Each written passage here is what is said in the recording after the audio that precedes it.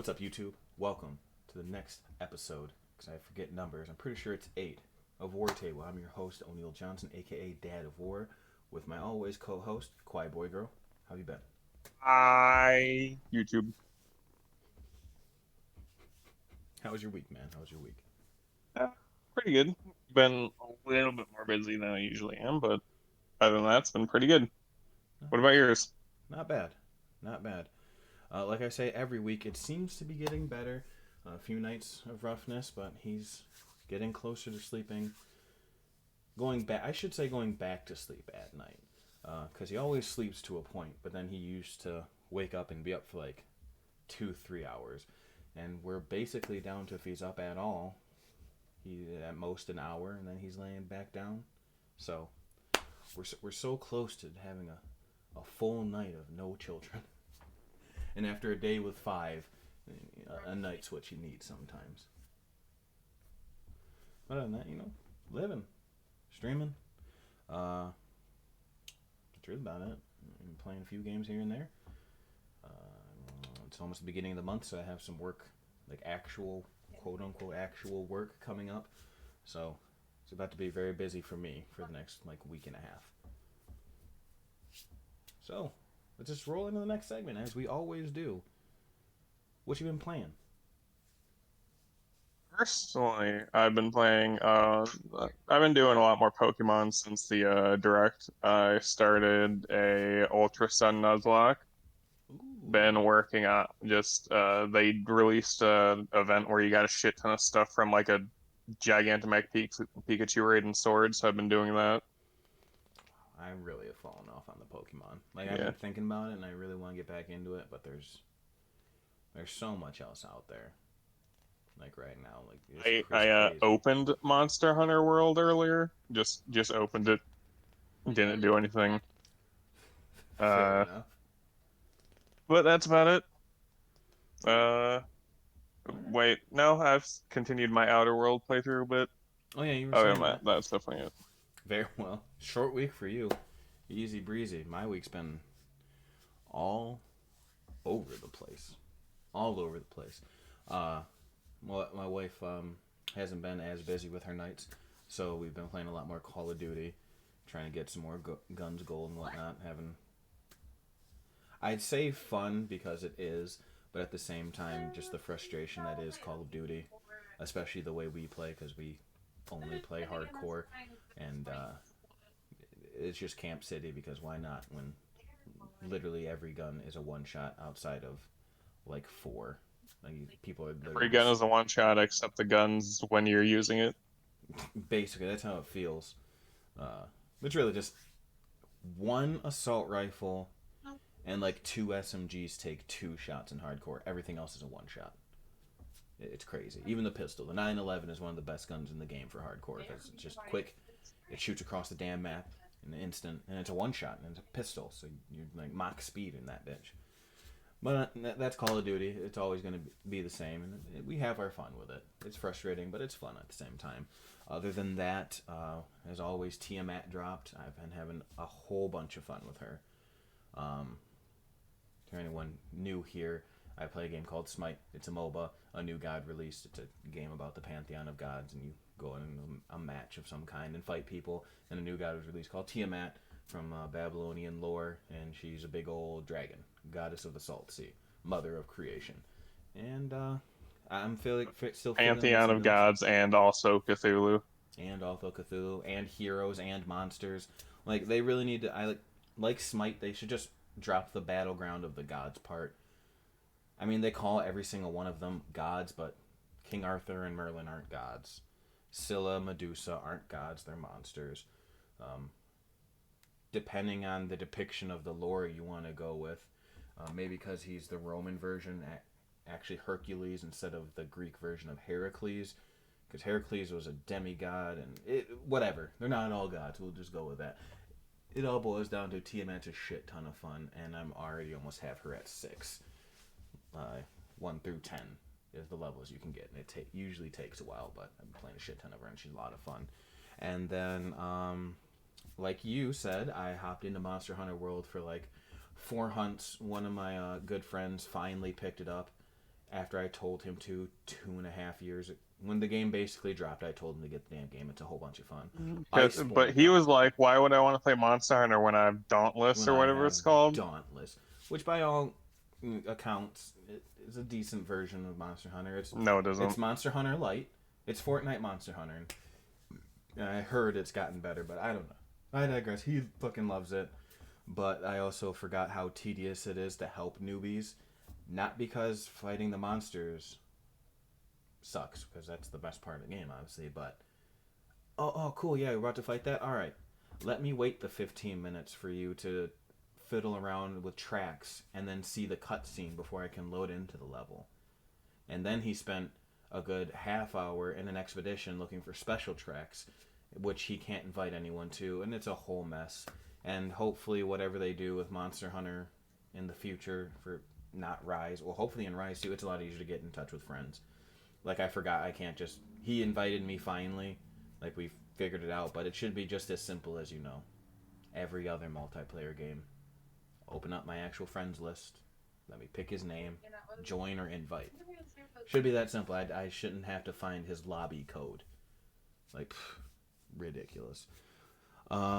Anything else? What else have I been playing?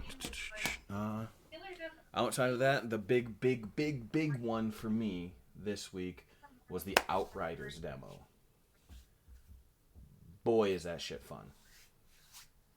I was very much intrigued by the game after seeing all the trailers, but getting my actual hands on it for the little slice that I did, I absolutely cannot wait for the rest of it. They gave you a 3.5 hour slice, roughly, give or take. I didn't really feel like doing the grindy parts of it to try to get exotics and whatnot, because they max you out at level 7, and why the hell would I want a level 7 exotic? I'll just wait for the full game. But what really got me is they released a video saying everything you need to know about Outriders by the developers, the people who can... called People Who Can Fly. They also did Bulletstorm and I want to say Gears of War Judgment. What got me really like, alright, I'll play this demo, is because unlike the Anthem demo and every other little beta that has some type of story, this will transfer. So it's not a waste of time at all. All the gear I have, my character as he is right now, will transfer directly into the full-fledged game when it comes out. And that really speaks to me. And I really wish more developers would do that with their demos, betas, whatever. Because who wants to play 3.5 hours for literally a month from now to turn around and grind and do that same 3.5 hour loop? Nobody. So good on you, People Who Can Fly. Game's fantastic. It's not perfect. I would call it a double-A game. The graphics aren't quite there. I mean, it's a game by a smaller studio being published by Square Enix. It's real jittery in places and real finicky, but it's a demo, no day one patch. They're still working on it. The game, I'm even pretty sure, hasn't even gone gold. Camera shakes a little too bit for my liking during cutscenes, and the dialogue skips. If the cutscene is over like a minute long, which they're no more than like 3 minutes, but still, for the most part, you'll get a double hiccup, and then the audio will be completely off, and the subtitles will be a full second before the person speaks, and that's really off-putting. The cover system, I heard, has been janky for a few people. I found the only jank to me was I'm used to Division, because it's basically the same concept. I've been speaking about this game, haven't said it It is a looter shooter in the... I'd call it the really good mix of Anthem Destiny with Division. It's a cover shooter, but with abilities. So, as I said, like I was saying, the Division part is you press X in Division to get up against cover, and then you hold it to go around to the other one. Whereas in this one, you press it, look at where you want to go, press it again, and he'll instantly run, and I'm holding X, and it was just making me stand. So I was just kind of getting shot in the face. And I was going like, why am I not going, oh, right, this isn't this isn't Division. This is a different game. I should probably learn the controls. And once I got my head wrapped around that, I wasn't getting my head shot off a bunch. But the gunplay is fantastic, especially the sniper rifles. You hit a sniper shot, a sniper headshot, and you watch their head pop like a balloon. It is fantastic. It feels so good. And even more so than that is the abilities. And either way, how you want to take it, I don't know if the abilities themselves are just super cool or the fact that the effects, at least with the class I'm using, are fantastic. So you have your 4 classes. You have your Devastator, which is Geomancy, Earthbending. You have Pyromancy, your Firebender. You have the Technomancer, who makes...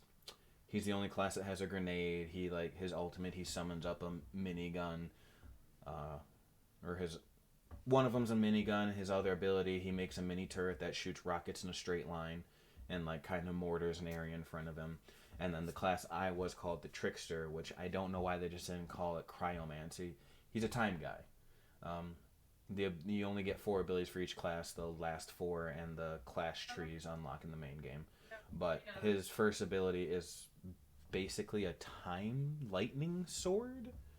You run up close and you do a big old slash, and you make like a blue sword in front of you, and it like puts them in like slow stasis. But the effect is so cool because their body turns blue and then dissipates, like the skin dissipates, and it's just their skeleton, and then it warps back. And if they're lower level enemies, it warps back and they explode, and then if not, they just warp back and they have a little bit of health and they blow off their face with a shotgun. But it's just such a cool effect. I highly recommend you go at least look at the gameplay of that. It's so cool. His ult is a big time stasis bubble. You pop it up, everyone inside of it move slower. They shoot their bullets. It's literally the Matrix. So you can just like walk out of their bullets and you move at full speed. And then my final ability was a teleport. I just teleport behind them. And not everyone has that in the class, but I cannot recommend enough if you like this looter shooter-esque thing. This demo is my favorite looter shooter that I've played, and I've played Division 1, 2, Division 1, 2, and Anthem. I haven't like I'm nowhere near like a giant fan of Borderlands. I got about a quarter of the way through Borderlands 2 and I was like, And but this by far, just between the gunplay and the abilities, and not to mention the story is definitely more interesting than all of them. It's pretty generic. Earth's dead. We find a new planet. This planet isn't what we thought. Type deal. Very sci-fi, but more to my taste. But it's serious, but not. So it's not like Destiny, like, oh god, everyone's dying. It's not Division, the fucking pandemic killed everybody. So it's lighthearted and enough to give it that like B movie, like sci-fi B movie feel, and I'm really fucking digging it. It went from I'm interested to I've already pre-ordered it, and I would, as I said, recommend it to anyone who likes looter shooters because it's sounding like it's going to be even better than the demo was, and the demo is my favorite of the genre. So there's my spiel of Outriders. You should try it out. Plus, there's a free demo. Like, just download it if you have it's on everything. It's cross-play, literally everything. They even showed a diagram of Xbox Series to regular Xbox to PC to PlayStation 4 to PS5, and hell, I'm pretty sure they threw PS3 in there. I'm not really sure, but whatever you have, there's a free demo out there for you. Right meow, and I would highly recommend. Because if you don't like it, you didn't waste your money. But if you do, you can thank me later. That's what I've been playing. Yeah. So, I feel like I've been talking now for like an hour. You ready to move on? You were saying something about Outright? I was saying something about Outriders. I was saying something about Outriders. You know what? I'm going to throw a new segment that will pop up when necessary. Because I don't want to be a news person, you know? I don't want you to come here and just feel that I'm going to spit every little thing about video games that's come to you. There's channels for that. You want that? Go see the game. Literally what we did when we started the podcast, so those episodes got like fucking deleted, basically, because of those sound issues. Yes, but that's like the type of topics I'm talking about. Like this isn't the topic of the show, but I just want to, discuss how we felt about the state of play and the Nintendo Direct slash Pokemon Direct, all of it. And yeah, I'm not gonna say. Yeah, I'm gonna say how I feel. Or would you like to say how you feel about them? Did you even watch the PlayStation, the state of play? No. No. No, I have no idea. Oh, well then there's I on didn't even my. know there was a state of play.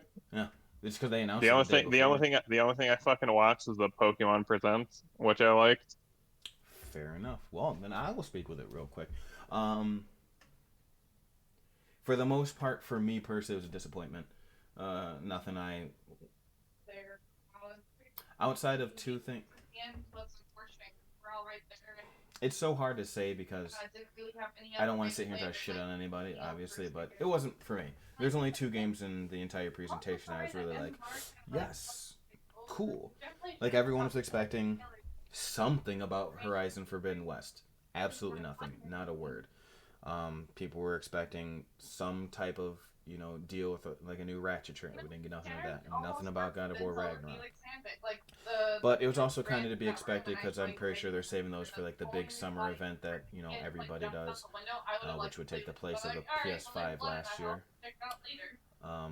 But the only two games that really got me going was Returnal, which I believe. Wow, gameplay of Five Nights at Freddy's. What a good state of play. Was, oh no, I'm sorry. No, you're fine. You can keep going. I You're just had to fine. look it up. Was Returnal. I love Housemarque. They're the guys who did Resogun and the very, very underrated Deus Ex. Or, Des Machina. Oh my god. Die Machine.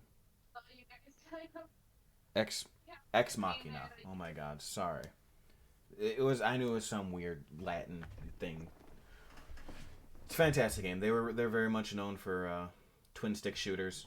This one is their first very high budget. Sony threw a lot of money at them to do like a third person shooter roguelike. They're very good with their particle effects and voxels and cube effects, and this is looking like it's going to be a good one. I'm very excited for that. And then just like from the very first PlayStation, was it the first PlayStation 5 showcase or was it the one? Either way, Kena Bridge of Spirits looks like it's going to be phenomenal. That is literally a Pixar movie you are playing. Like as much as like Ratchet from the PS4, everyone was like, "Oh my god, it's actually a Pixar movie." Like it was for the it's crazy to say for the time. Like we're that far away. It was very pretty. This one like legitimately looks like the character very much reminds me of the new Disney movie that's about to drop, Raya and the Last Dragon, I believe it is.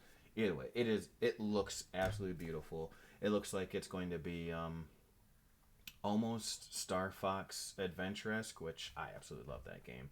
It mixed with like Pikmin, a little bit of Legend of Zelda. It looks phenomenal. If any of that sounds interesting, please go just check that trailer out. You don't have to watch the whole state of play. And then the next really big announcement that I don't care about, I know a lot of people do though, is the Final Fantasy VII Remake Intergrade, I believe they're calling the expansion.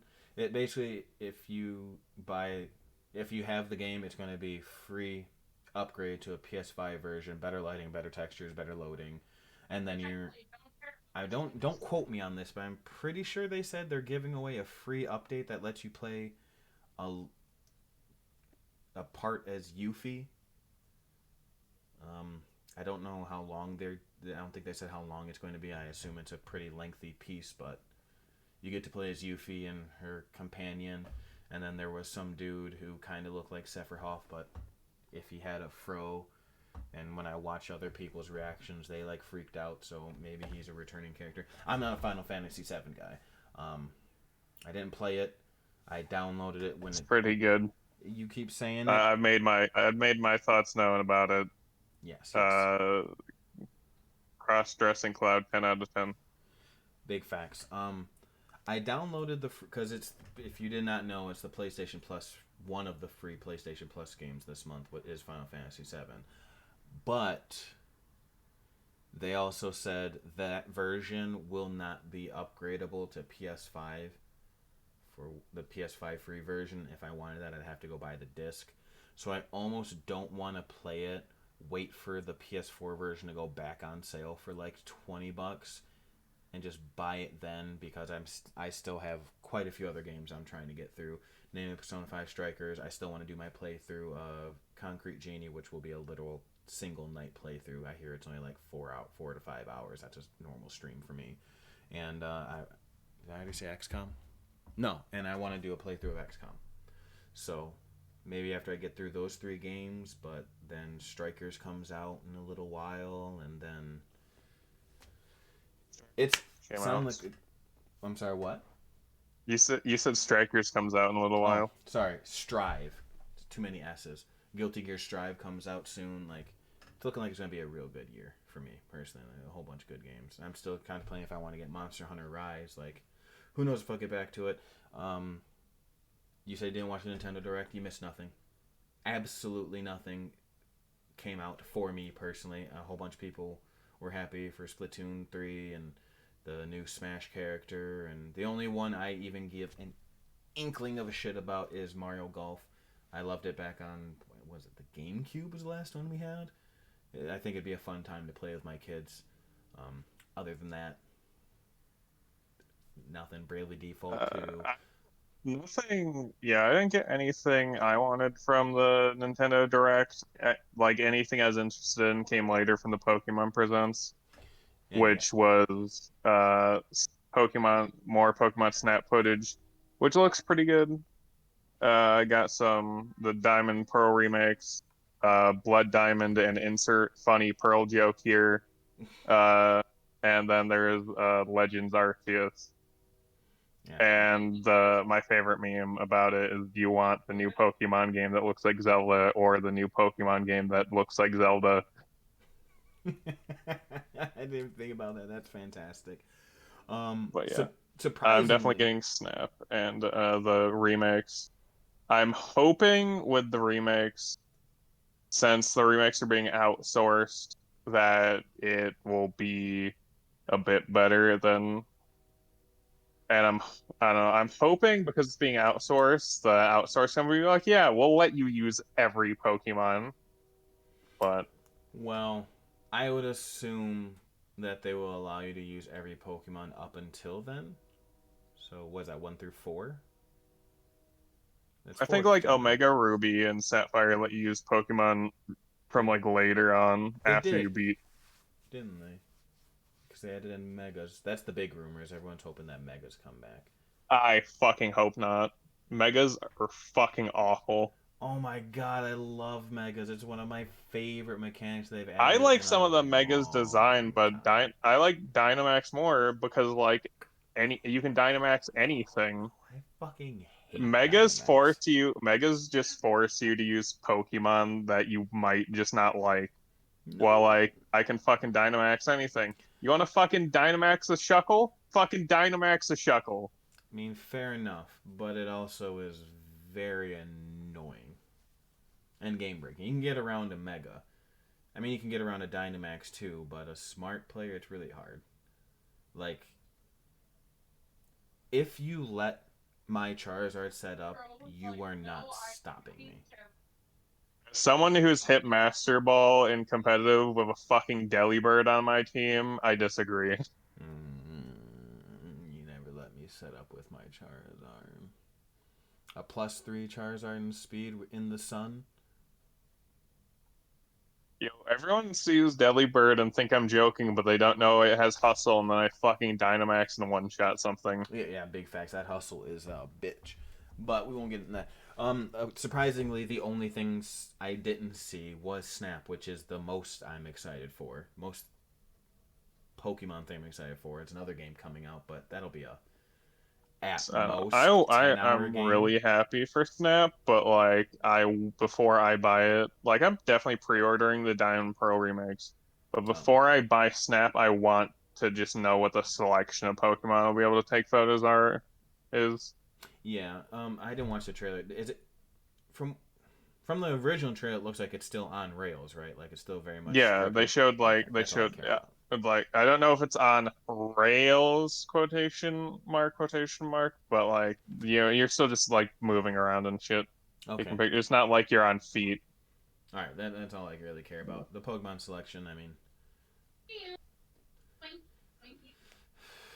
Maybe I who the want to fuck take a knows? pictures of the fucking Buzzwole flexing out. Hell yeah. Hell yeah. Instead of going up into the rainbow thing for Mew, they could suck you into the whatever dimension they're from. Beast, what was it? The Beast dimension? Different. The Ultra Beasts and like the Ultra Holes or There we go, Ultra the Ultra Wormholes or whatever the dimension. fuck. Yeah, maybe they'll suck you into that and you get to take pictures of them in there in their weird ass world, and we'll get a first look into that. But I'm very excited for that. Diamond and Pearl, um, I kind of remember fondly. We're so deep into fucking Pokemon. What gen is that? Like, I need more than Palkia and Dialga. Like, Pearl Gen 4.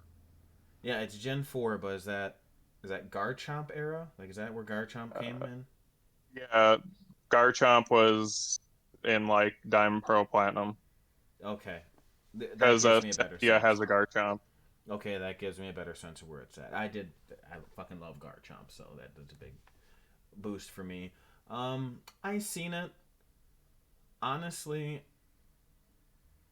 I don't know how I feel. I don't mind like the retro style The upres. art style. And I keep seeing people saying, "Oh, it's just the Let's Go art style." One, it's not the Let's Go art style. I would have liked it more if it was the Let's Go art style. I fucking loved Let's Go. Yeah. I don't mind it. I think it'll be a nice throwback. The only thing I was worried about is that they try to go back to the older style of battles where they don't move. But I, once it got into a battle, and it was spinning, and you seen it was still basically Pokemon Stadium. I feel a bit more comfortable with that. I'll probably end up getting it, just for the sheer fact. Well, you would I do hope have it wasn't one like full Pokemon price, complaint. but It's it will something I be. noticed. Because I started that Ultra Sun Nuzlocke Hmm. in the fucking your character's bedroom. They have a fucking Switch, but why can't I play Ultra Sun on my fucking Switch? Fantastic, because they need. I don't fucking know. Who the fuck knows? Why can't you play everything on your Switch? Why isn't there a games library? Nintendo, what are you doing? You They're complain. slowly working on it. You can get like Skyward Sword for $20 on Wii or $60 on Switch. Fucking ridiculous. Stop every Melee tournament on the planet, but refuse to put Melee out as a virtual game. We won't go into the ridiculousness that is Nintendo at this point in time. But the final thoughts, or final thing is just like you, Pokemon Arceus. I'm not. I won't say I'm not going to get it. It kind of seems intriguing. I don't know how I feel about the whole Well, feudal it says it's Japan coming out ninja. like 2022, so it gives them a lot of time to like get me more interested in it. Yeah, that's my thing. I'm definitely going to need to see more gameplay than them crouching in a thing and throwing a Pokeball and a little bit of a battle. I mean, the graphics look okay, but my thing is I don't know if I want to play feudal Japan Pokemon. See, when I saw the feudal Japan shit, I was like, "Yo, Pokemon Conquest 2," and then I was wrong. Wrong. I mean, I don't But mind. when I saw the Arceus, I still thought it might have been correct because Pokemon Conquest, the region in Pokemon Conquest is shaped like an Arceus, so that like didn't help me. Like, yo, They this has to snaked be you. like Pokemon Conquest They 2, yeah. snaked you. They got him, guys. They got him. But we'll see. We'll see how it turns out. I won't brush it off yet. But at the moment, I'm somewhat intrigued. I would like to see more. And you know, hopefully they can deliver. People have been asking for this type of Pokemon for the last 10 years. We'll see what we get. I don't really hold them too high. to a standard. Everyone expects this Just next like get rid of the Pokemon game. Diamond Pearl remake. Just remake. Just give me a third Sun and Moon and call it like Master Sun and Master Moon. Something. People have been holding them like, hey, this next Pokemon's gonna be it. This next Pokemon's gonna be it. And then it's like basically the same old Pokemon. It has a chance to be it. Game Freak's not the one fucking making it. Can be, but come on, guys. Why the fuck would they stop doing the easy way when we buy it? That's why I don't complain as much when I get it. It's exactly what I expected. I expect new Pokemon in a new region. Same kiddish kind of story and a few more Pokemon to capture and a new meta to learn. And hopefully a little bit better of graphics. If you're expecting more than that, you are high. There's a main reason why they said this is Pokemon. I don't even know if it has a subtitle besides Arceus. Notice how it's not Pokemon Arceus and whatever his counterpart would be if he wasn't God of Pokemon. I don't think this is your next mainline game. I'm pretty sure this is Pokemon Arceus and then Pokemon Delibird. Hell yeah. Let's go, Delibird. But yeah, so we'll have to see on all accounts. Hopefully Pokemon Snap doesn't disappoint. Diamond and Pearl, I think I would love. Because if I, as I said, I remember fondly Diamond and Pearl, but I haven't played it since way back when. So I wouldn't mind just another stroll through that world with a little bit better graphics and a cooler battle system. I mean, by cooler, I mean updated battle system. By updated, I mean graphically, because it's the same, it's the same fucking thing. But it seems interesting. And Arceus, we'll see. So that's all the news, because it was just a crazy week. It was just like, hey, there's a state of play literally the day before. Oh, okay. Disappoint. Hey, there's a Nintendo Direct the day before. Oh, disappoint. One last bit of news. I don't know how true this is because I just saw it when I was scrolling past some shit, but apparently E3 got canceled, so. Wait. We'll have to look into that, because last thing I heard is that E3 was a for sure thing, and they were going to do E3 it digitally. 2021 live event canceled, LA City says. Yes, live event canceled, and they're moving it to a full digital event. And words. I'm sorry, go ahead. So full digital like the Game Awards, or yes, like this is what makes it dumb, and I think that it's going to fail. Because I was listening to this on Kind of Funny, I want to say Games Daily, I believe it was. There might have been a Games Cast. No, I'm sorry. They did talk about it, but the better part was not better, because it's all this. Everybody's good at their job, okay? It was IGN's podcast Beyond that I was listening to, and they said it best. The ESA is still charging people 6 figures for a time slot, like they would like they would have to buy property on the stage floor of E3. They have to cancel it. Why the fuck would EA, PlayStation, Nintendo, Xbox, anybody be like, yes, here, take my $600,000 so I can be on your time slot, when I can literally just drop a YouTube video at that same exact time, or go live ourselves on YouTube at that same exact Twitch, whatever, everywhere at that same exact time for literal free, for the most part, How are you going to charge people hundreds of thousands of dollars to say, hey, come be part of E3, when there was none last year and everything was fine? E3 is dead. Sad to say, unless COVID and everything changes and it can be an actual live event. I'm pretty sure E3 is gone for good, because, as I just said, if they are back and they really are charging hundreds of thousands of dollars, that is a stupid move for any company that takes it. Can't wait to see what Bethesda announces at E3. All right, other than that, let's just move straight into the topic of the show. If you're here watching live, you see it. It's my title. It's our top 10 favorite video game characters. Ours. We're not saying that they're the best, or they're the strongest, or they're the coolest objectively. This is very subjective. This is our favorite characters. It's subjective minus correct. Fuck out of here. From 10 to 1, top to bottom, Obviously, ascending order. The descending order, tens the worst, one's the best, yada yada yada. And I'm gonna go straight into it. Before you start, I do want to say I worked really hard on my list. I still want you to go first, but I worked really hard to try to make sure there's no overlapping stuff. Me too. I so Me too.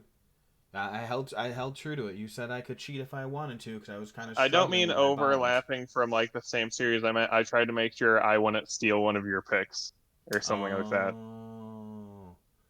So like when we did our top 10 video games of all time, and I had like DMC5 at like 10, so we spent like so much more time talking about it. I mean, fair enough, but it gets it both out of the way for later because when we came back to it, I was just like, oh, yep, and there's my number 5. So, where's your number 5? But I just didn't want to like, fair enough. yeah, I think. Fair enough. Fair enough. And even if you do have one on the list, I'll just say Doubt it. Probably, I doubt it too because my number 10 at the low spot where I really didn't think he'd be, but he is. He is. That good old green cat bastard himself, Link, from The Legend of Zelda. Who doesn't love Link? He's the hero of time. So many I feel good like games. an idiot because you said Green Cat, and my first thought was Sonic. No, green cap. Cap. Yeah. C-A-P. Sorry for I didn't enunciate properly, but yeah, I love him. He's a good guy. Silent for the Not most so part, super. Sonic isn't green or a cat, but it gets you and there. he was just first. Yeah. There's a green cat in one of the Sonics. I can almost guarantee it. There has to be. I know there's Big the cat, but he was blue. But I love Link. Real, the hero of time. He slashes shit. Yeah. He has what? In my opinion, I can't even say in my opinion. I love all the Zelda games I played. A lot of people didn't like Twilight Sword. I absolutely loved it. The only one I can say I don't like is I almost said Link's Awakening when that's not true. Breath of the Wild, and it is still Skyward Sword.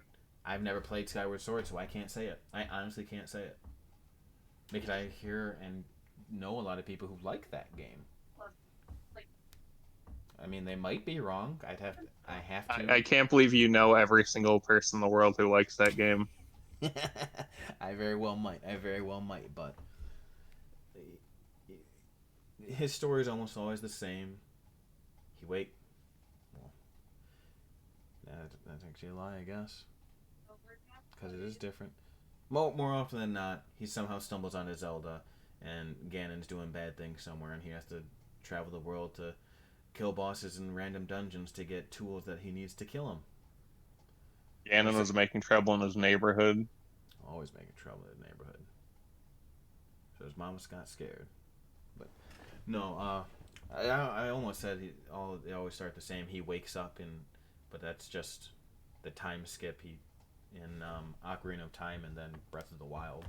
Yeah, I was gonna say I don't remember him waking up in Majora's Mask. I remember him being on a horse being chased by some shit. Yeah. And then in Wind Waker, he's just a kid on an island chilling, and some pirates roll through, and he's like, "Oh shit,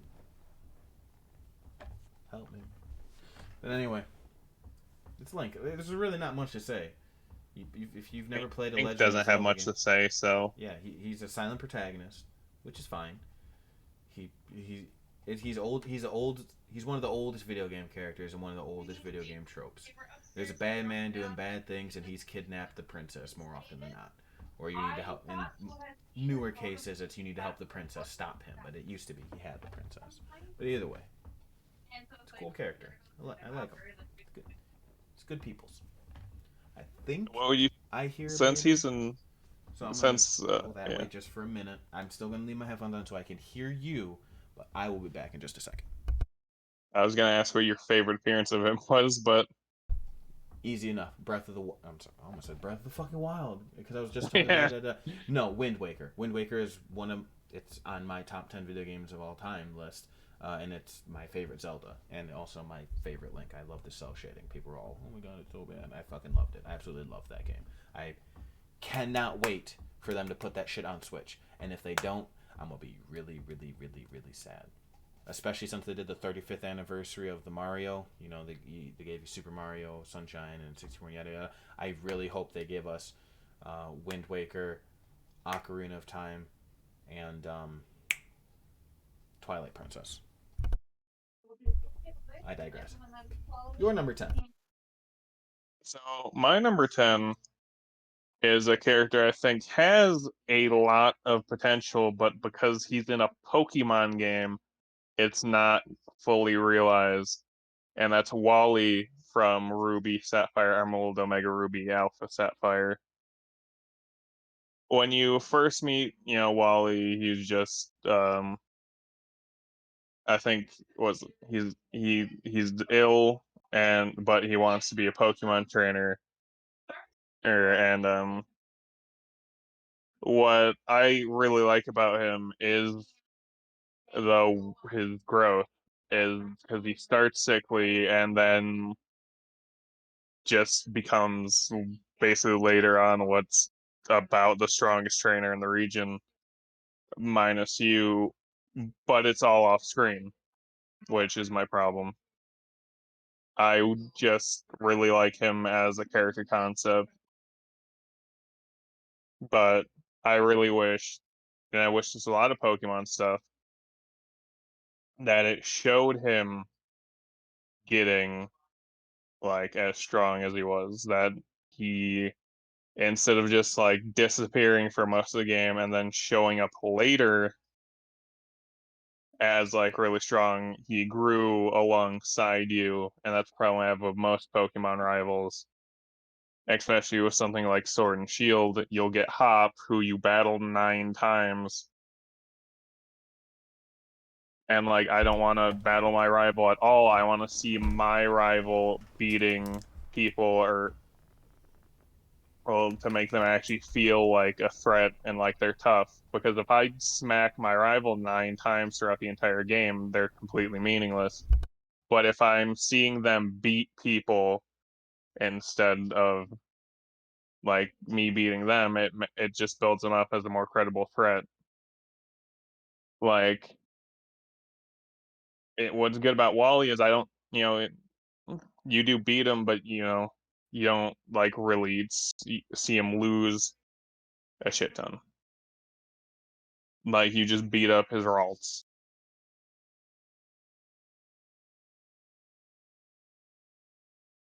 But he gets the fucking full team later with like, well, not full team, but he gets Glade and like the other stuff later.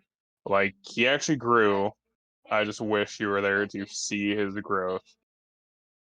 So that's why he's at my 10. It's just a bunch of like untapped potential there.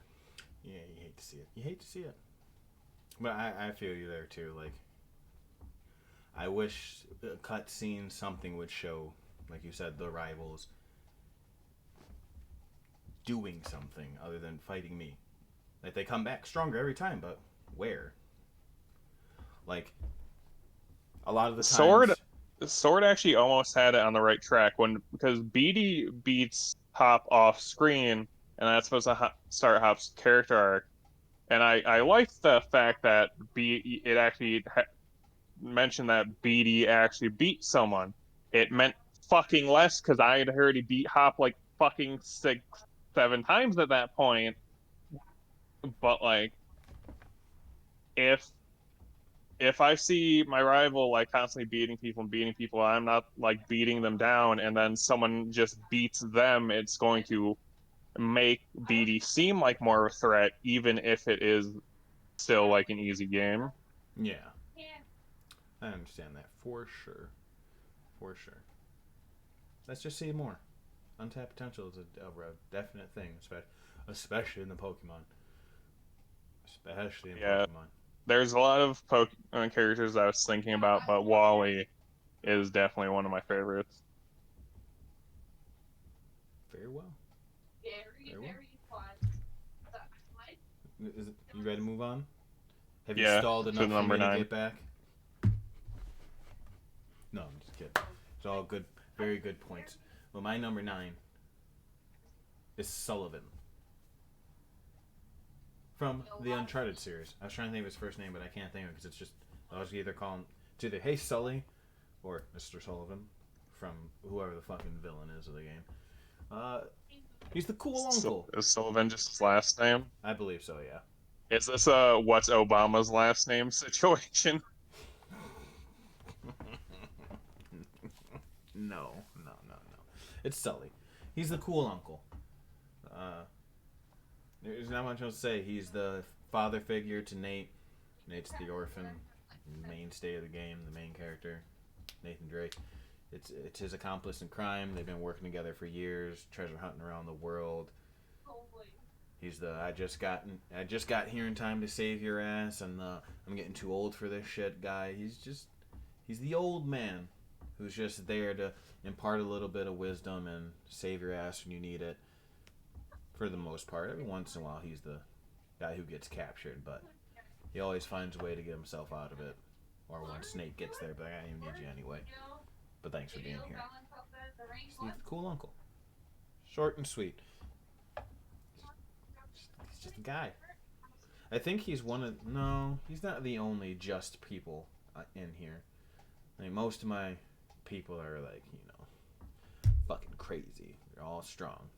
But, for such a normal guy, he gave a very lasting impact on the game. Like, I can't tell you most of the villains in any of those games, but I can tell you about Sully and I can tell you about Nate. Because their relationship is very close, very nice, very touching, it's down to earth. He's just a normal guy trying to make his way through the world, doing crazy bullshit like treasure hunting and, lost temples and shit, but, for the most part, he's just your average 50-year-old man trying to make his way through the world, right? I know I just said short and sweet like 5 minutes ago about this, but I'm done now. So, yeah. So my number 9, which I expected Uncharted to be on yours. I'm surprised it's pretty low because you're the PS fanboy, but my number 9 is from a game I've beaten 8 to 9 times now. It's from Fire Emblem Three Houses. I have Jaritza, probably one of my favorite characters. He starts as a teacher at the Officers Academy, and spoiler alert, I think the game's like 2 years old now, so if you do the Crimson Flower, which is my favorite story, he'll actually join your party in chapter 13, and he's the Death Knight. Okay. I think I remember But him. what I really like about him is he's the younger brother of Mercedes, which is one of my favorite characters to use.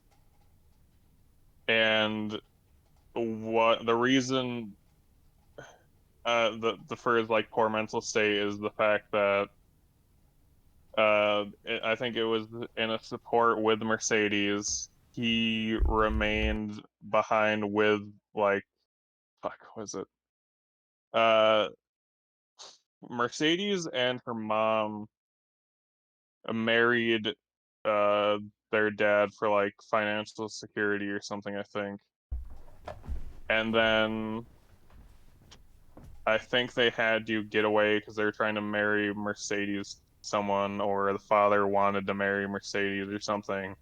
So they ran, and Jaritza stayed behind and just killed his father after he intended. Yeah, he killed his father after uh because of all the, and that kind of contributes to poor mental state.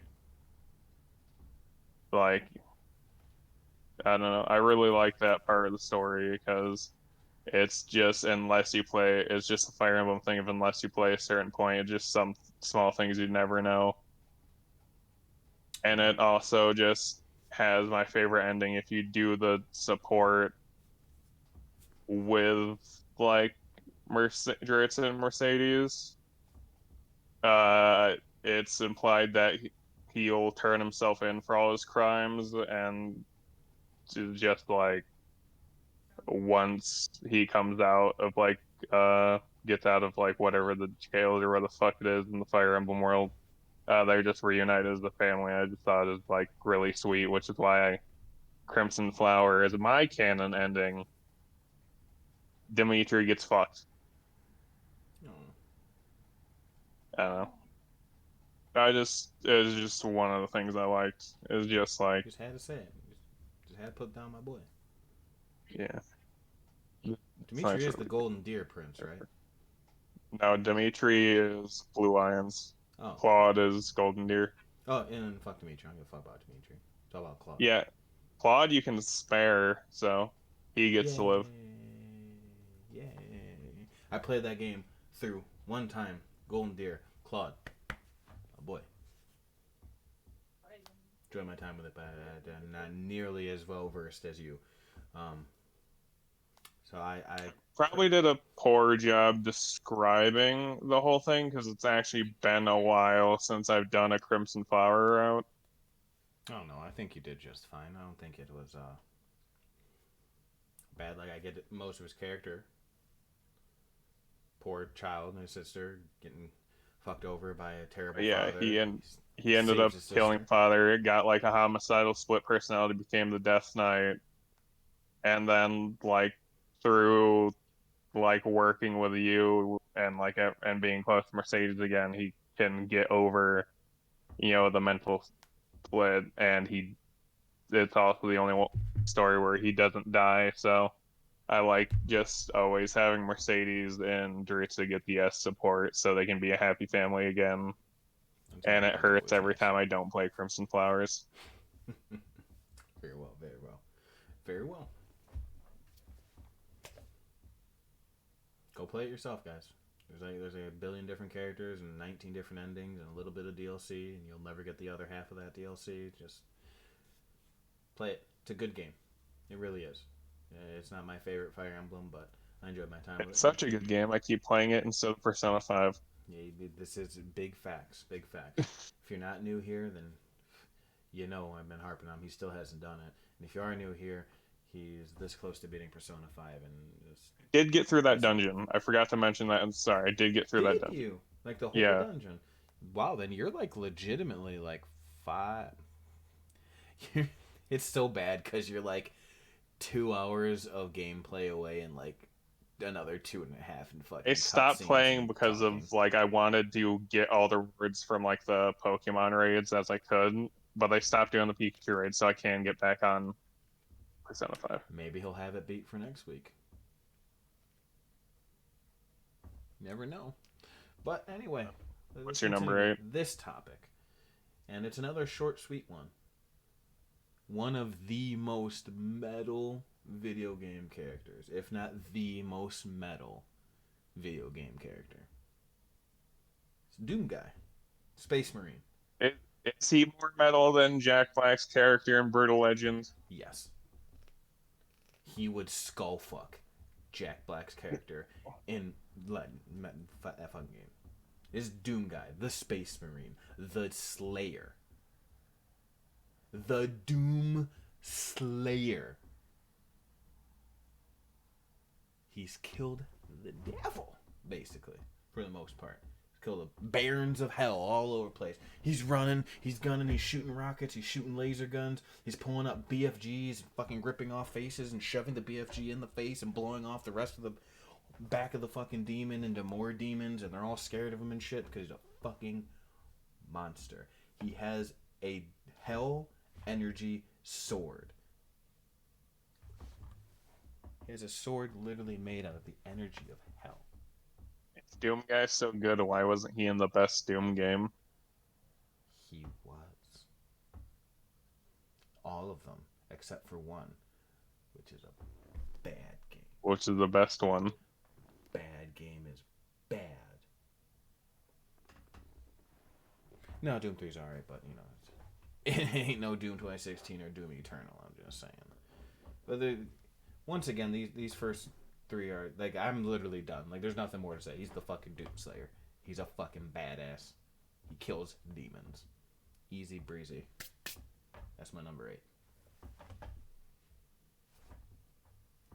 Simple. You keep getting a bunch. You forgot to mention his rabbit, but I'll let that go. Fuck his rabbit. I'm sorry, I take that back, Doomslayer. Don't come bursting through my Yeah, ceiling I'll and ripping fucking off kill my you face. now. Kill me in an instant. So my number 8 is Clementine from the Telltale's Walking Dead.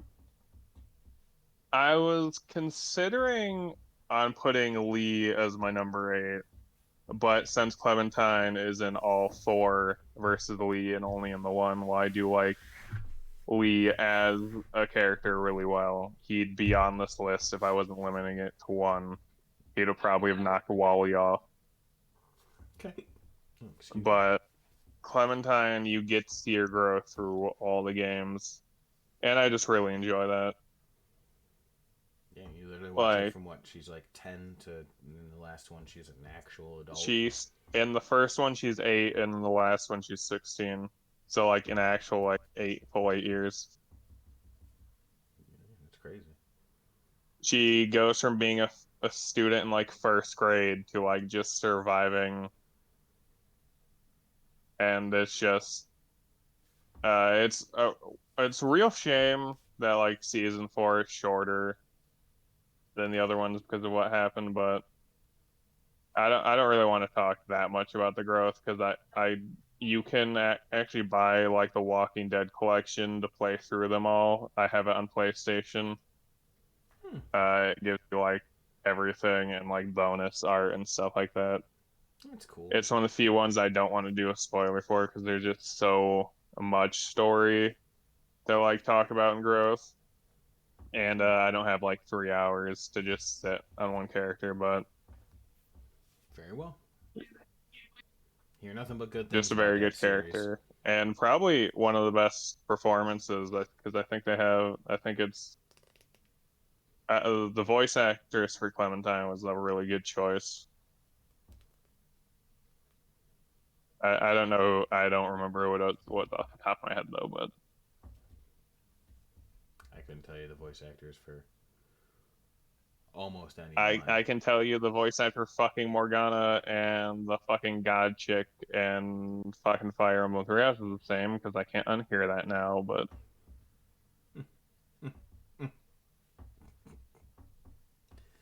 Ridiculous. but yeah, just to like tell. So I opened up the wiki page just to tell you how much information there is to go off of, and like the relationship section. It breaks down the relationships between her and 73 other characters. There's a lot, so that's why I wanted to keep this one short. I don't have a whole lot to say about her besides it just being a very good character that I like. That is a lot of fucking characters. Jesus. I don't even know if I can. I mean, I probably could, but I don't. That's a lot of fucking characters. I'm gonna say I don't think I can name 73 characters, but you know, come on. Yeah, it's just nice to see.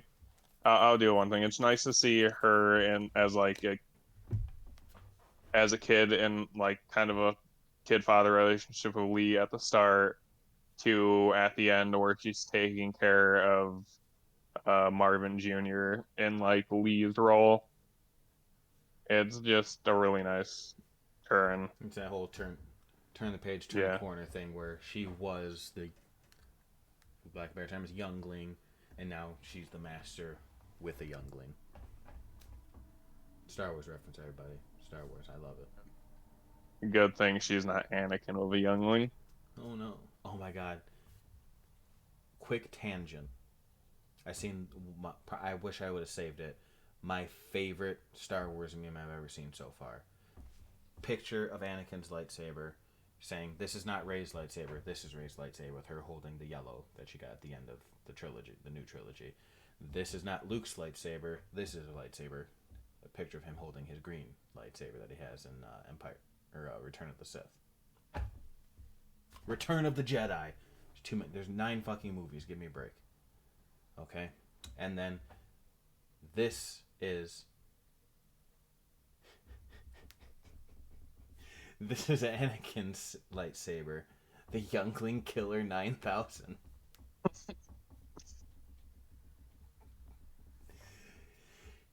Terrible. Absolutely terrible. Bad. Bad Annie. Oh, God. On to my number. Oh, my God. Is this just number 8? Number 7. We're on number 7. Yeah. Number 7. This one I could probably go into depth with, but I'll try to keep it a tad bit short. Mewtwo. A lot of people are going to be like, but how the fuck is a Pokemon a character? So I'm going to cheat a little bit here and just go off of his just straight up lore. I mean, even if you like read his like Pokemon descriptions through the years, it's just a genetically made Pokemon off the DNA of Mew.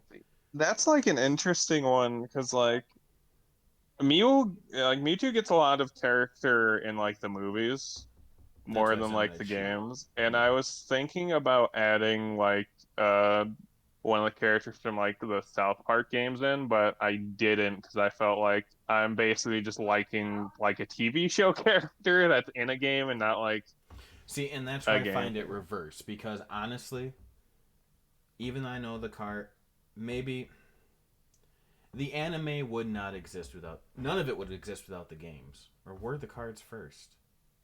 I think the game was first because it was called like Pocket Monsters and it was doo doo.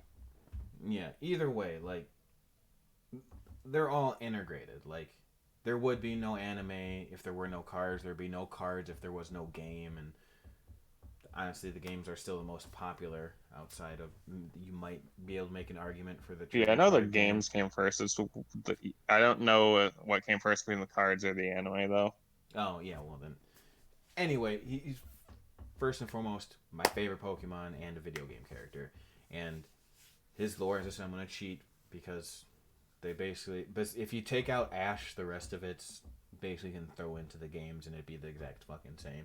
He's just so sad of a character. Just trying to like figure out what he is, and then be like, you know what? I'm not gonna be what you want me to be. I'm gonna go protect what you guys made me. You made me a Pokemon. Well, I'm going to go protect the weaker Pokemon because sometimes I'm the strongest Pokemon ever, and then other times Pikachu is matching me with a Thunderbolt against my Psyball. Either way, I love his design. His megas were dope. Well, at least Y was dope. I didn't really care for X, but he's one of the few Pokemon who can talk. You know, mental telepathy, and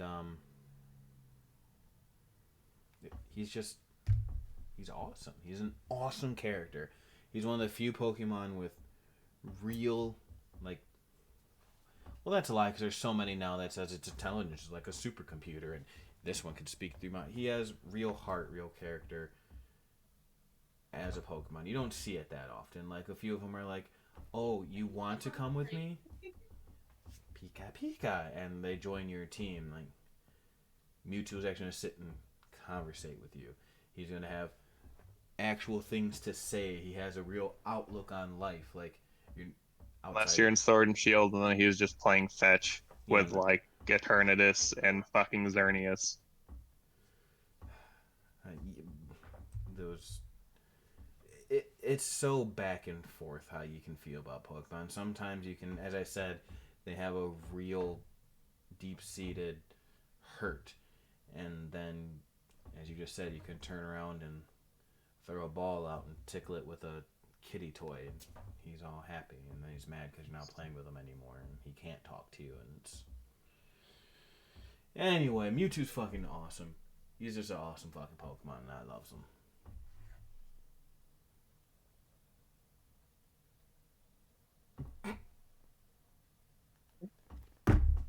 That's an awesome meme.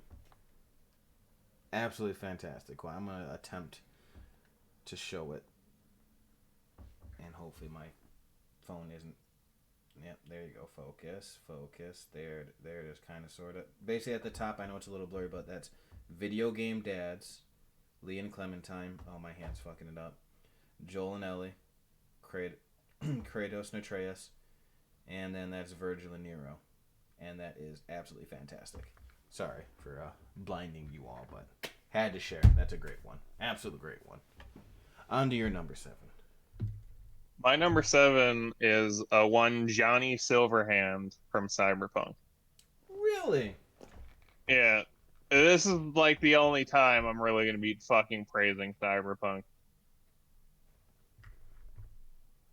But Johnny Silverhand is a character I've thought a lot about him, and I remember not even like a podcast or ago just saying I didn't like the way Keanu Reeves delivered some of the lines, but I didn't like keep in mind that Johnny Silverhand is supposed to be a alcoholic who failed at his life goal. So I'd probably be not the most enthusiastic with my lines either. So That delivery of he is just an alcoholic who failed at his only life goal, just that hit different. That shit's funny as fuck. yeah, Oh, I really like Johnny as a character. Like I already liked him, but the more I thought about it, the more he I put him at 10, and the more I thought about it, the more he just moved up my list to like 7. Like it's he's just such a fucking I don't want to say he's a realistic like exactly realistic character, but the fact that he's a character you're supposed to recognize, like I think having celebrities in games feels weird. Like when I played Beyond Two Souls, all I saw was Elliot Page. Like I didn't see the character. But Johnny Silverhand is supposed to be a legend, so like when and like everyone's supposed to know him, so when you see Keanu Reeves, like everyone's supposed to know Keanu Reeves, so it just kind of works. yeah. But as a character, I really like him because his fucking temper is hilarious. The fucking quest you go on with him is hilarious. He always has funny shit to say, and the fact that the guy really just and actually, you know what? I'm just gonna leave it at that. It's still a new enough game. I'm not gonna do spoilers for it. Thank you. I was about to say what little I have seen of Johnny Silverhand, I enjoyed, but I have stopped, and I have no inkling of going back anytime soon. I think it's going to be one of those that goes up on the shelf until the a year from now patch drops and it's in what it should have been state. Because Yeah, I have John. full faith that they'll not fuck up that. Hopefully. Yeah, Johnny. I'll give it to Johnny and Keanu Reeves' performance. All right. Nice. Take your word for it. I wholeheartedly agree. Up to about 6.5 hours in, I believe, somewhere around there. As I said, I liked what I've seen of him. Cool character, especially for a game that's supposed to be uber duper cool for him to stand out. Because the rest of the cast is decent enough too, but he really is what it's like. Hey, I'm here. So, all right, we'll move on right on to number 6, and it's another short one for me. Like a lot of my characters are just I like them because they're actually just badass. And mine is from one of my favorite fighting game series. It is from Mortal Kombat, and he is not Scorpion. It is Sub Zero. I fucking love Sub Zero. He's so fucking cool. Fucking ice ninja. He's an ice ninja. He freezes you and then rips off your head and then beats you with your frozen spine head, and the rest of your body shatters, and somehow your frozen head spine doesn't shatter with it or before. The physics lets Sub-Zero me do you such. like the most? Bihan. The one who eventually turns into Noob Saibot, of course. It's the original. The murderer, the psycho. Just killing people because he can and shit. He's a monster. He's a literal monster now because he's a whole undead shadow thing with no face and no nose and shit. But any Sub Zero works for me though. Honestly, as I said, the whole cryomancy. The Sub-Zero they brought in like 11 or just that like weird DJ guy.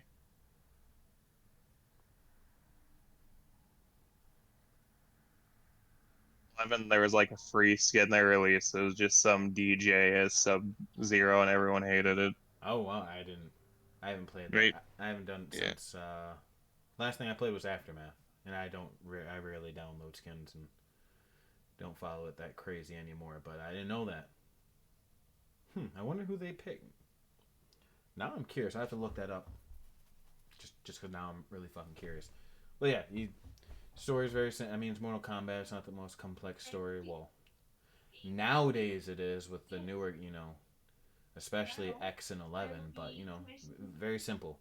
He was part of a ninja clan back in the day who was feuding with the Shiryu because he was Lin Kuei. Yeah, yeah. And Bihan, the one my favorite, uh, led and charged, slaughtered the whole clan, killed killed Scorpion's family, and then killed Sub Zero. Sub Zero killed Sub Zero, then killed Scorpion, and then just went to work for the bad guys because they're like, hey, we'll make you a general and you'll be all set up and you get to kill whatever the fuck you want because you're some psycho. And then Sub Zero kills him, and then his brother becomes the next leader of the Lin Kuei, and then they become friends, and then they have to fight Bihan, but he's no longer Sub Zero, and he lost his ice powers, and now he's a weird teleporty black goo monster guy, and he can throw shadows and shit. Like, there's your quick story arc of the Sub Zeros. All you need to know is he's the blue ninja from Mortal Kombat, and fuck Scorpion, he can't freeze you. All you can do is throw a spear at you and pull you really quick. I don't have a Mortal Kombat character on my list, but if I were to have one, it'd just be Shang Tsung because I did talk him up from like when we were talking about Aftermath and the DLCs. Yo, Shang Tsung's really cool too. He's a real cool guy. He can turn into Sub-Zero? I'm about to say, but he can't freeze you, but he can. He can turn into Sub-Zero and freeze it. He used the same shit. Maybe he is cooler. But not to me. I love me some Sub-Zero. He's always been my favorite. If I had a choice, that mask right there would be blue. But they forced Scorpion on us, and Scorpion is still a really cool character. I'm not gonna lie. He's probably my second favorite character. I do like me some Scorpion, but there's just something about Sub. He's ice cold. I know you people come here for the dad jokes. I gotta fit one in every episode. I at least gotta try somewhere. I have to. But that's my spiel. That's my number 6. Sub-Zero. You're a cool guy. Did it again. Kill myself. Who's your number 6? My number 6 is a character from one of my favorite games. The main character you play as from Life is Strange, Maxine Caufield. Well, I have made comments that because Life is Strange came out in like 2015, that it aged worse than if it came out in like the 2000s.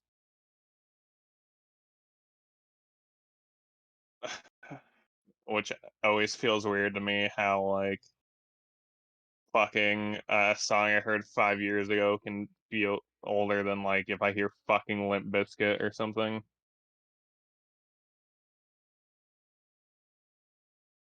But as I don't know, this is just, as the character, I really like Maxine Caulfield. I really like the whole Life is Strange formula. 2 still doesn't exist. Very well. Is that it? No, I was gonna talk about the character, but go ahead. No, go ahead. I don't know. It's just like Max as a character is just like introverted, self-conscious, and those are 2 things I could, really relate to, especially around like 2015. So it is just like the first character I really could really connected with, which is what just made it a lot more enjoyable. It's always good to have. Those are the characters you like to hear about. Someone you can have like a personal connection with. Like, that's what we're here for video games. It's a form of escapism. And even though we're trying to escape, when you see something in a form, especially video games, because you're playing them, you're helping them get through whatever motion they're doing. And if they're somewhat going through the same thing you are, it brings you in closer. It's a lot different of a feeling. Like, when I try to explain to non-gamers video games and they're like, oh yeah, I know Mortal Kombat, Mario, or Call of Duty's Bang Bang. Like, they don't really get that. They don't know who Maxine is. You know, they don't know who Kratos is, especially the new one. You know, so I really like hearing that type of connection. It's heartwarming. It's nice. And I actually played through episode 1 again, and it's not like it's just what the reason why I actually put her on my list at like 6 is because it's still a character I can connect to despite being older now. So That's awesome.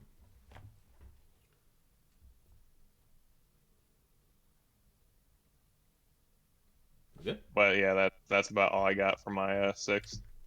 Very well. Very well. Very well. Very well. These next two kind of flip flop. This is the one I said in before we started recording. They're technically not, so it's not cheating. But I think I will leave it in that order, even though I do think this character I'm about to say is in the better game than the next one. But anyway, my number 5 is Joker from Persona 5. Another. Is your next character going to be a Shin Megami Tensei character? Maybe. Okay, continue. I can't say a simple character because nothing in that game is simple, but he's the simplest of all of the characters. I love my Ryuji, I love my Anne, I love my Haru, I love my excuse me. No, I don't love Morgana. I tolerate Morgana, okay? Because that's an annoying cat. I love all the characters. Sojiro, all of them. Okay, I could sit here and name them all, and I don't need to because it might not be 72, but there's quite a few. Okay, Joker is just everyday kid, living about his life, tries to do the right thing, gets caught up in some bullshit, and gets thrown in a bunch of trouble that he shouldn't be in just because the guy he was hassling happened to be in some power. Persona 5's old. Persona 5 Royal is still relatively new, so I won't go into full spoilers, yada yada yada. He gets himself into trouble. He meets some friends. They become the Phantom Thieves, and they try to stop bad people from doing bad things. They do dance and shit. You know, they're running through downtown Shibuya, cutting people up and strikers and shit. You know, but the style. Oh, go ahead. The dancing game has cross-dressing DLC. Every Persona dancing game has cross-dressing DLC. You and your cross-dressing DLC. His style is really. He probably has my favorite outfit. It's very stylish. He has my favorite outfit too. In its simplicity, it's basically the Matrix. He has a black leather trench coat. He's in a black dress shirt and some black pants and black boots and red gloves. The white contrast mask with a little bit of the almost Kiss black lines, like eyelashes on the mask. Very, very, very, very few actual speaking lines. A lot of dialogue, though. I think that's why I like him quite a bit. A lot of the 3 dialogue choices you'd get for almost anything is all 3 answers are basically something I would say or I feel that type of character would say, and the way the people the others react to him, because I've done multiple playthroughs and specifically picked the other ones, does change enough to where it's like, all right, cool.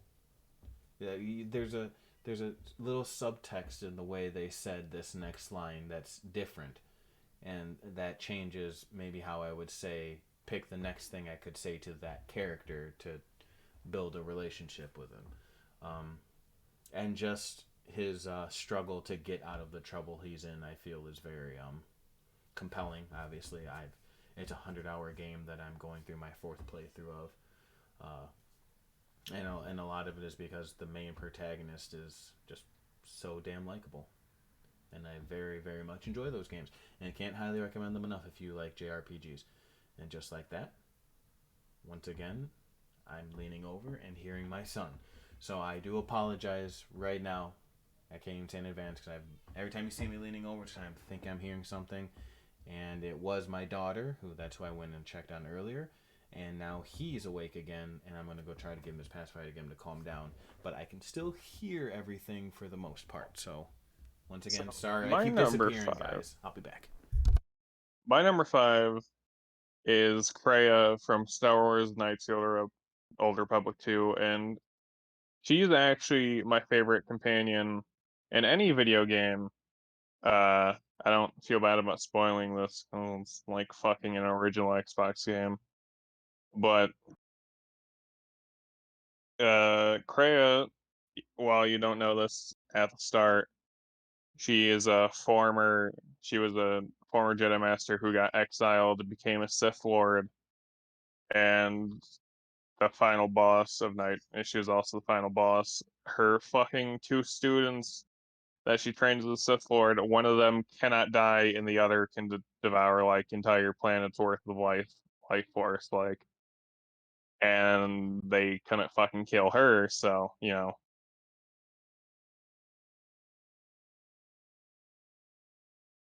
But the reason why I liked her so much as a character is usually in these companion-based games, if you do something good, the good companions would be like, "Yeah, that's nice," and then you do something bad, and they'll be like, "Oh, you're a numpty dickhead piece of shit." But instead of like doing stuff like, "Oh, that's good or bad," no matter what you did, Kreia actually questioned you, like, "Why do you do this? Like, should you have done this?" It actually felt more like a character instead of just like, I'm good, I'm evil.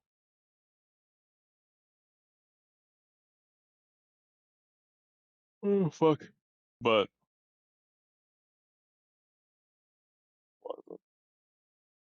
but yeah, she just constantly just like question everything you did, but not like question you like maliciously, as more like in a teacherish way. And it's just something I really like, because it's nice to actually have a companion that doesn't really sit in like the good role or the evil role. She's constantly just, hey, why do you do this? Like, it's more of a you have to explain yourself over I just did it because it's the right good thing to do, or I just did it because it's a bad thing to do. Those type of characters are so far and in between, especially in games where it's you know light side, dark side, Paragon, Renegade, good, evil. Like when it's that binary choice of black and white, it's like you said, it's oh you're a good person or you fucking suck. And honestly, I'm really trying to think of the games I played, Dragon Age, Mass Effects, or Infamous. Is like I don't know of a character that was just like, hey, you did objectively the right thing, but are you sure it was the right thing for us? Like I like how you put it. There's no one who questions you, no matter what you do, good or bad. And I completely agree. It sounds like a very fascinating character. As I said, I didn't own an Xbox back in the day, so I really hope these KOTOR rumors are somewhat true, whether it's a remaster, remake, whatever. Um, so it is good to hear that there's an actual character like that in a binary choice game. Yeah. It.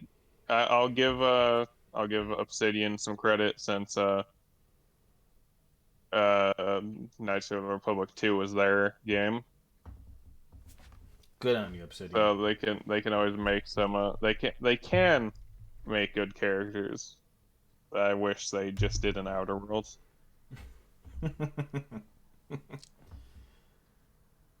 But yeah, that's my number 5.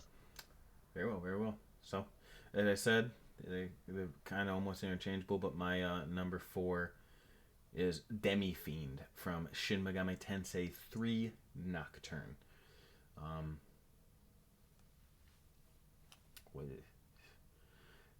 if you think Persona is complicated, Nocturne's gonna throw you for a fucking loop. That game is head over shoulders fucking ridiculous. Just ridiculous. You just wake up one day and you got weird tattoos on you and you're trying to figure out what the hell's happening and you're in black shorts and like some black like slip-on shoes and that's your entire attire for the whole game. And you're just like, I guess I should just go fight demons now. The fucking no, he's probably my favorite character design in any Shin Megami Tensei / Persona. Just he's one of my favorite design characters in general. And I said very simplistic. Facially, excuse me, like head wise, he's astonishingly close to Joker. I mean, head-wise, he looks like a PS2 character. He does look like a PS2 character, man. But very slim, more Japanese male face, but shaggy black hair. They damn near look, they could be fucking twins. If you take off the lines that are on his face and put on glasses, he could be Joker. Like he could be PS2 Joker. But I really like the cell shading graphics of that game. It fit it very well. The dark black, just I don't know how you would say it, just the lines, tattoos that he has outlined in like almost a neon Shafis green, maybe that's it. A deeper neon green offsets it, so it's almost like a glow in the dark. And he does glow in the dark. So when you get into a dark space, you just see the outlines of his tattoos. So it's a really cool look. Presentation wise, it's awesome. His character development is really weird in the sense that, from what I remember, because it's been a very long time since I played it, can't wait to play it again though. Oh my god, with trophies. God, this is gonna be a good year for me. There's not many like actual. Speaking of this year, hopefully Digimon survive. Maybe. Come on. We'll see. Hopefully. I made a bottle just in case, but he's starting to whine again. So I'll make this one a bit shorter than I wanted to, but where was I? Can't wait to play it again. Yeah. There's not many very dialogue choices, right? You're not picking, hey, this is the good way, bad way. It's more of action choices. Do I kill this enemy or not? And they're like very impactful. This is one of the first games I played where there were several different endings, depending on where you choose, what you choose at basically the final boss. Like throughout it, you'll get to a point where you're meeting these characters who are just characters, and then they end up being the final bosses of the game. You meet the first one, who I believe is your teacher, a female teacher. She turns into a big ass thing. You fight her, and you can either join her or kill her.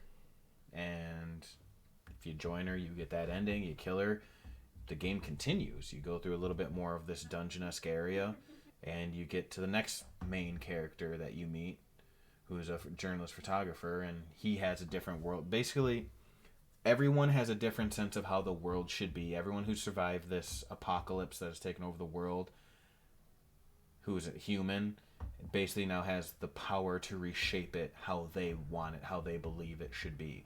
And if you agree with them, then you agree with them and nothing happens. You disagree, you fight them and kill them and move on to the next and the next and the next and the next until you eventually fight that world's version of God. And even that's not the final boss. You don't reshape it in his image, or you don't agree with how he wants it, so you kill him, and then you go and fight actual Lucifer, which is the hardest fight in the game, and one of the hardest fights I've ever had in a JRPG. And then you defeat him, and he's just like, all right, you don't agree with me? Do whatever you feel. Right? And then the game pans out, and you as the Demi-Fiend turn around. It's one of my favorite scenes in all video games. And it just goes dark, and you just see his eyes and the outline, his badass outlines of his tattoos, and then just all the different silhouettes and eyes of all the different demons. You know, the weaker Jack-o'-lantern and Jack Frost characters are like on your side, and it gets into the bigger ones of Mother Harlot and Beelzebub, and then Lucifer at the end saying like, "I'll back whatever you want," and then just that's the end right there. And he is such a cool character, design wise, story wise. As I said, he doesn't speak, and he's not making dialogue choices, but the choices you make for the world, I feel, are very impactful, especially with how bizarre and crazy and how much this story reflects on, this was, you give or take, the game was back in 2006, 7 ish, maybe 8. I don't even think, no, I wasn't 18 when I played. I want to say it was like 2005, 2006.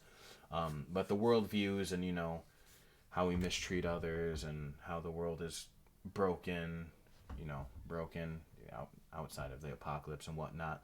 Like, the moral choices and how these people are all something you can be like, you know what, I do agree with that, and I can go with it. Or even if you don't agree, you see where they're coming from. And the fact that you as the Demi-Fiend are like, I get to literally choose how the world's going to be, gives it a sense of weight that a lot of voiceless characters don't get. Like I said, Link's a really cool character, and who doesn't have a voice, and that's alright. But you're also making no real choices. Like, you're just there to beat the bad guy and save the world.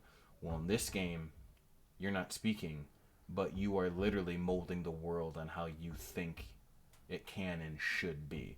And that's, even to this day, like, you don't even get that in Persona 5. Like, I think I just talked myself in putting Nocturne back on my list over Persona 5 as my favorite JRPG. But more on that when the actual game comes out. But that is my number 4, Demi-Fiend Shin Megami Tensei 3 Nocturne. If you never heard of it, look it up. And if it sounds interesting at all, don't worry. It's coming to PlayStation 4 and Switch, baby. Go get it. I can't wait. I'm going to go give him a bottle now. Sorry. My number 4 is the first, I think, main character on my list. Adam Jensen from Deus Ex Human Revolution and Mankind Divided. 2 games that, the first Deus Ex, I was thinking about putting the character from that on there.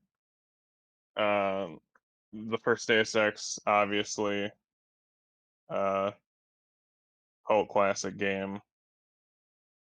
Whether you think it holds up or not isn't the point, but Deus Ex Human Revolution is one of my favorite RPGs of all time, and it would be the perfect game if they didn't outsource the boss battles to a different company who didn't understand how the game works. But that's, here and there. What? Uh, what I do enjoy about Adam Jensen is something I'd say about a lot of characters is that, like, usually when you're playing an RPG, they'll either go like complete blank slate so you can attach yourself to a character, or just complete personality, like no real blank slate. Like Witcher 2 and 3, there's not really any personality wiggle room. But like something in Fallout, you would have just complete control or how you want to act. You kind of get a bit of both. Jensen gets to keep, his personality, but you have the ability to just kind of shape it a bit.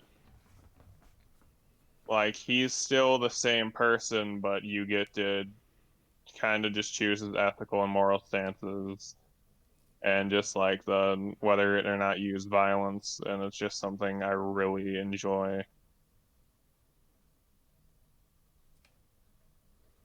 Never played those games. Any of them. So I will take you at your word. Yeah, I don't really have a lot to say about Adam Jensen. Yeah, that's It's fine. just like That's completely fine. So I'm just gonna say it right now. My number one. There's not much to say about him at all. yeah, we're on like 3 though, so Yeah, we're sitting at hour 35 right now. So I'm definitely gonna try to wrap this up because these next two well, we I could did talk get about like a forever. lot of news in. Yeah, we did. It wasn't all just this, so I don't mind. It's just I don't even mind if it keeps going.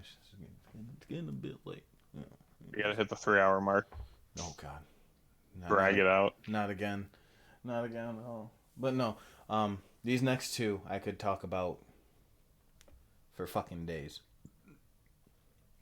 honestly. And surprisingly, my number three. Yes, she is this low. I mean, low in the top 10 is Ellie. It's Ellie. Once I say that I haven't said, I love her as a character. The performance is so captivating. You believe she's a real teenage girl, and that's hard in a video game. There's very few video games that get teenagers right. You know, where they don't come off too much of a punk or that's not how they would actually be. Like I I think felt it. Walking Dead did a good job of like Clementine. Yeah. There's Walking Dead, Clementine. Um, there's the Life is Strange girls. The Life is Strange is characters. kind of iffy because while I They're do think they 90s. did a good job, it's harder in like a more modern setting where everything goes by so fast. But like, because like, I don't know, it's just hard to capture a more modern setting. But like, I think if you take a teenage character out of like a modern setting, it's a lot easier to do. Yeah, definitely. I get that. But I seen her when she was a kid, that initial relationship with Joel, and she's the cure and the whole first game. And I just said I could talk about it for days, but I've also talked about it at this point for days on this podcast about The Last of Us Part 1 and 2. Like you said with Clementine, the journey from her, an actual child, to a young, a middle-aged teenager, 8 to 16. You start off with, I'm sorry, Ellie, who I want to say in the first game is she said she's 15, I believe, and then you transition. I think she's 14 because it's 5 years later, and it would make her 19 to an actual adult. Not everyone's an adult at 19, but there's that gap. But there are sections within at least part Last of Us Part 2 that give you so much detail about what happened within those 5 years that you feel like you haven't missed a beat. And you see the growth of her character and the reason she is the way she is, how she falls in love, the whole journey of revenge. Like, I don't have to speak on the games. Her as a character is just touching. The moments feel so real.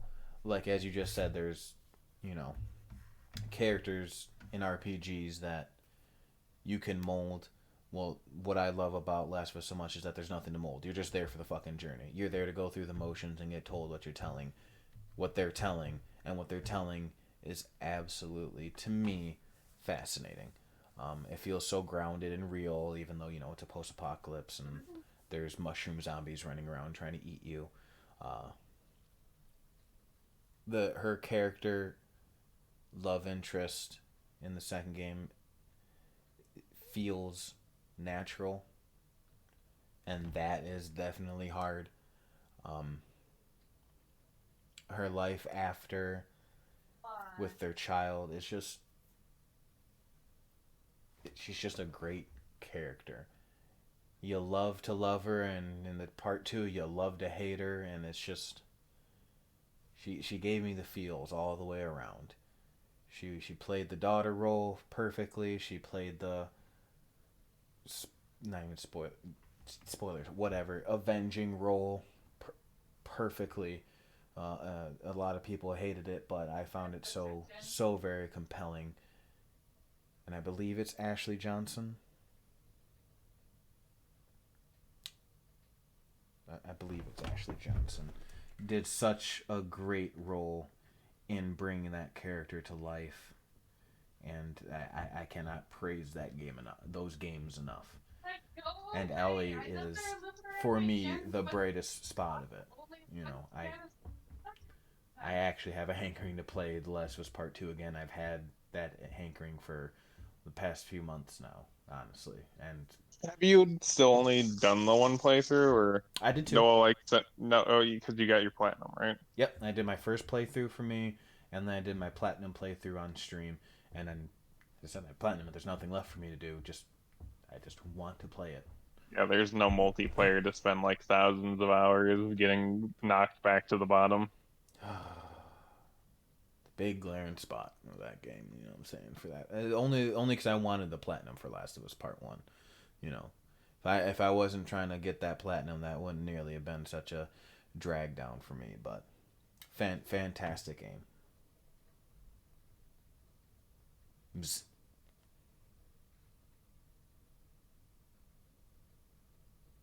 That's it for me. Looking up the voice actor now, or Yes, I'm also listening.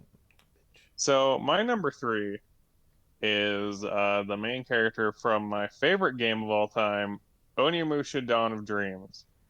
And while when I was originally drafted my list, he was number 1. However, despite being a part of my favorite game, I do think there are characters I like a bit more than him. And that it's Bella Ramsey who plays her. I don't. uh, Who the hell is Ashley Johnson though? I know that name.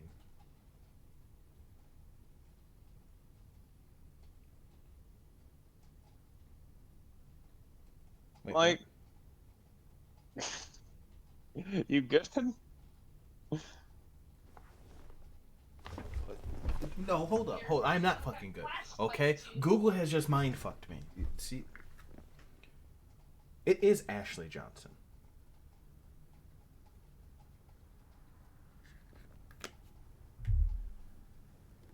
Bella Ramsey is who's being cast to play Ellie in the HBO show.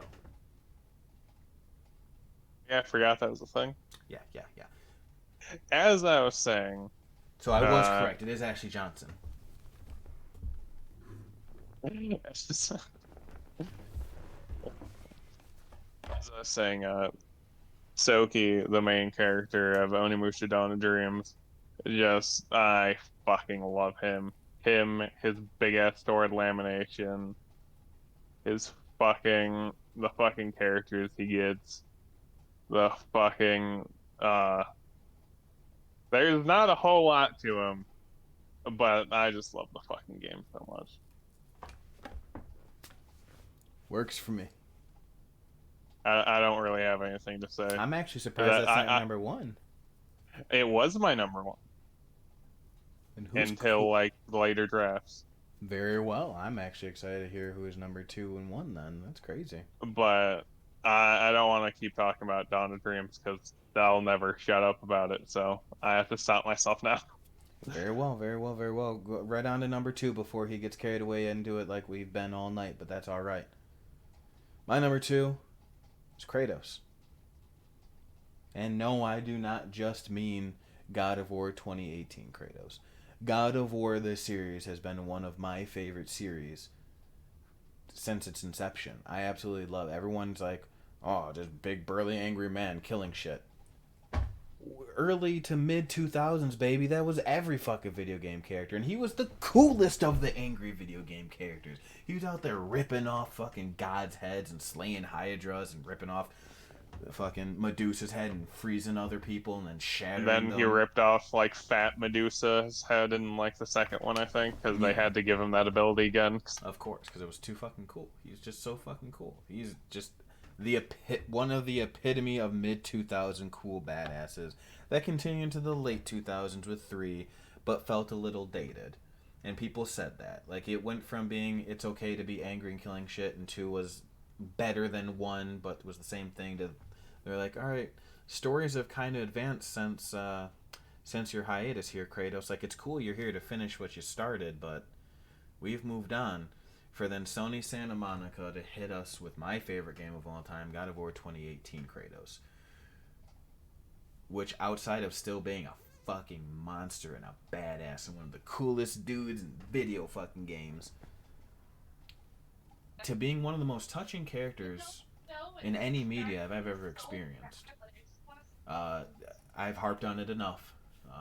Just like you said about Dawn Dreams, I don't want to continue. I just want to mention the one scene that is the epitome of why I love this game so much, because I've had this moment with my son, is after he has Atreus kill the deer in the very beginning of the game. He says a few words, and then he goes to reach to put his hand on his shoulder, but he pulls away because he doesn't know if he's close enough to his son, or if what he said was the right thing, or any of the what ifs you have as a parent in general, but especially as a father to a son, a younger son. I've had that moment of, I'm not really sure what the fuck to do right now or what to say, and to reach out and be like, maybe I should hold back. It's a very, very powerful feeling, and it's a very, very powerful game, and I absolutely love it. He's a really fucking cool character. He was in the past, he is especially now. I feel that he has grown up with me, because he literally has. And it's a good character. The development from angry kill all gods to someone who literally brought me to tears is mind-blowing in and of itself. You know, I assume I'll also want to stop killing all gods when I become a dad. Maybe. Possibly. So, sometimes you just kind of want to fight children instead, but, you know, I digress. Dude, people, I know. Do not fight your children. The internet is a crazy place, and people get very, very butthurt all of a sudden nowadays, and that's completely fine. But do not take that out of context. I would never lay a hand on my children. And no, I don't really want to fight them, but every parent knows you get that, child, go away for a moment, frustration. But yes, I would like to say that outright, because I know somewhere, at some point, someone's going to watch this video and be like, he just said he beats his children. And I'm telling you, no, the fuck I don't. You can call CPS, you can call whoever the fuck you want, and they can come inspect my home and my children. I promise you they'll find nothing, because I love my But babies. for a bottle of honey, I will fight children. Terrible. I love my children. I love them, lum. But yes, Kratos is awesome. He's my number 2. So, my number 2 is Reaver from Fable 2 and Fable 3. He's gone again. But Reaver is, in Fable 2, he is the last hero you need to find to complete the hero triangle, or what the fuck called. After you get the hero of might and the hero of will, you have to get Reaver, the hero of skill. And what I really liked about him in Fable 2 is the first time meeting him, he has someone drawing his portrait, and you're talking to him, he's like in a pose, and then you leave, the door closes, and he goes, "That doesn't look like me at all," and you hear him shoot the fucking dude drawing. And then next time you talk to him, he's having someone paint him instead of draw him. You get the quest from him, you leave the room. That's something's like, something's off, shoots that guy too. Then the next time you talk to him, he's getting someone to take his photo. Talk to him, same thing. Fucking something's off, shoots the fucking guy. Sounds like an asshole. And then next time you come back, He sells you out to the main bad guy, and then the main bad guy betrays him, so you work together. And it's just no thoughts about it. It's like, well, I guess I'm on your side now. But Works for me. my favorite fucking thing about Reaver at the end of Fable 2 is the bad guy will have like one of those evil monologues, and if you listen to it for so long, Reaver will just get up and fucking shoot the main bad guy and kill him. Like, oh, he was like, oh, I'm sorry, did you want to do that? I was just getting annoyed by how much he was talking. Ridiculous. And in Fable 3, he returns when you become king or queen, and he's on one of your advisors, and he gives like my favorite choice during one of the courts. You have there's a lot of there's a lot of kids, and they need like a place to be. So someone proposes an orphanage, and then Reaver comes up like, you could build an orphanage or a brothel, and my character now has 70 STDs. That's fucking terrible. I fucking love Reaver so much. There's just also another scene where you're in Reaver's mansion and one of your companions tries to fucking shoot him, and he just lifts his cane up, blocks the fucking bullet, and walks out the room. Just such a cool fucking character. And he sounds fucking cool. He really does. It's ridiculous. Just But yeah, no. that's why I wanted him to put him as my number one, but like my number one is more for like heartstrings and not for like humor. But I do love Reaver so much as a character. He is like my favorite like bad guy. Well, I guess you can't even call him an anti-hero. He's technically a hero, but he's just a dickhead, but I love him. You can be a hero and be a dick at the same time. But what I do love about him, he actually has a sad backstory. Uh, so he was originally born in Oakvale, which is where, the main character about like the first game was from. And he, uh, so he's blessed with eternal youth, but his immortality came with a deal he made with a shadow court. They sustain his youth at the cost of other people through like an annual ritual, and that and like a quote from like his diary says, uh, some like some diary, I don't know. It's like, then I see him running madly through the fields, a realization of what price he has unwittingly paid, hanging like a tragedy mask from his face. He falls to his knees before the town he called home, now a dark circus of screams. Hers is among them, but he can do nothing to stop it. So for his immortality, he accidentally got the person he loved killed. So he's just like a proper dickhead now. Oh, damn. And that's rough. Hey, you made me immortal? And the cost of others? I guess I'll take it. Goes back and everyone's dead, including his love. Yeah, Yeah, that's a hell of a price. just such, yeah. It's a hell of a price. I feel it. I feel it. So, my number one. Super duper simple. He is my favorite video game character of all time. Simply for the fact, like your number three, but every time I think about video games, he pops in my head, is fucking Virgil from the Devil May Cry series. He's just so fucking cool. He's so cool. It was so hard to choose between him and Dante.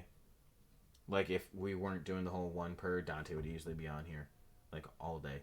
The two of them. It's just, they're just so cool. They're about the only ones I would say that almost rival Doomguy in pure metalness. They're just, it's Devil May Cry. It's so over the top. They're so ridiculous. And as funny as Dante is, Virgil, they attempt to make the serious, and he still just comes off as funny most of the time. And it's a very simple character arc. Their parents get killed. Dante goes off and becomes a demon hunter. Virgil goes off to just find more power to avenge and become the ruler of hell. And Dante goes and is trying to kill all the demons.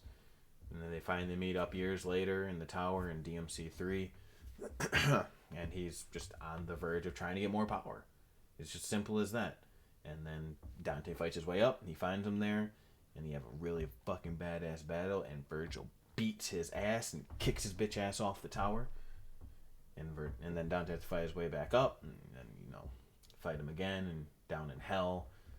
You get up there, and he's not there, and now you're down all the way in hell trying to figure shit out, and they fight there. Dante obviously wins. He's the main protagonist. He's always going to win. And then that's Devil May Cry 3. After Dante beats him, he goes down to hell thinking like, well, you know what? I should have enough power. I'm going to go fight this Moondus guy who killed my dad and had my mom slaughtered, and I'm going to rule hell over him. Moondus takes over him. You fight him in Devil May Cry 1, the original Devil May Cry, and you beat him, and then he like kind of jumps off like, oh. And then 4, I don't know how they put him in 4. I think they just made him a playable character. I don't think he really has anything to do with it.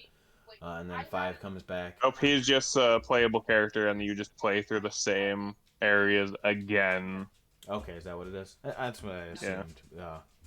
Because they didn't want to spoil the big secret, which it really is a big secret, because for the longest time I thought it was Virgil reincarnated. But he has a son, it's Nero. Spoilers for Devil May Cry 5. I should have said that before that, but whatever. He comes back in 5 in all his glory again. He wasn't in 2. He was nameless pseudo-boss in 1, and just spoken in whispers of, oh my god, that's my brother, it's his brother. And 2, so was that why it was so bad? Yes. And then same reason why 4 was bad. Bad. 3 is his proper debut and what made me fall in love with the character. And then 5 just solidified him as, yeah, he's just too fucking cool. He's still on that same bullshit. He is a bad guy.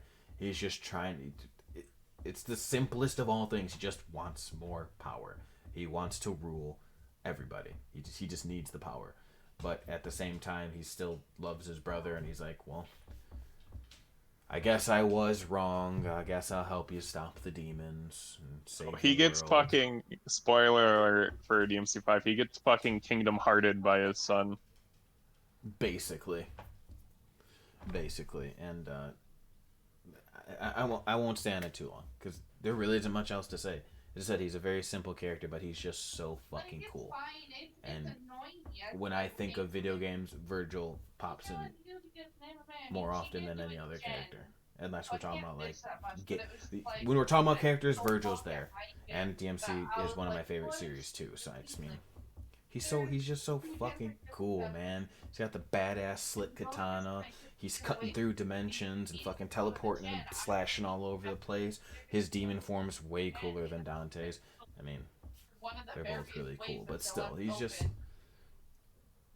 he's the slick, fast, badass version of Dante, and Dante is already so badass. I don't know how they did it better, and they somehow did, and we got Virgil, and I'm super happy about it.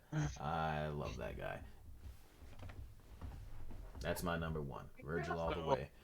Devil May Cry series Virgil is the best, not DMC Virgil. Before I get into my number 1, I remembered one more thing about Reaver that I wanted to add. So, dude named Wicker, who's supposed to be the finest shot in all of Albion, challenged Reaver to a duel with, like, pistols, and before Reaver accepted the duel, he just pulled his gun and just shot him in the head.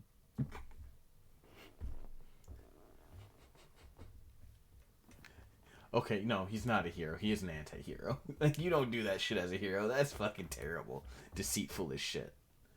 Oh, like, the whole, like, hero thing in Fable is interesting, because it started in the first game where there's the Heroes Guild, but, like, you could choose to be a good guy or a bad guy.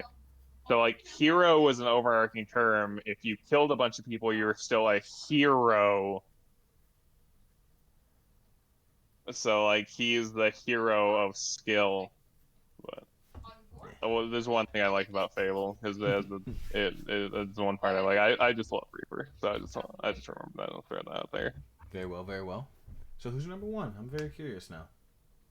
My number one is from Nier Automata. It's 9S.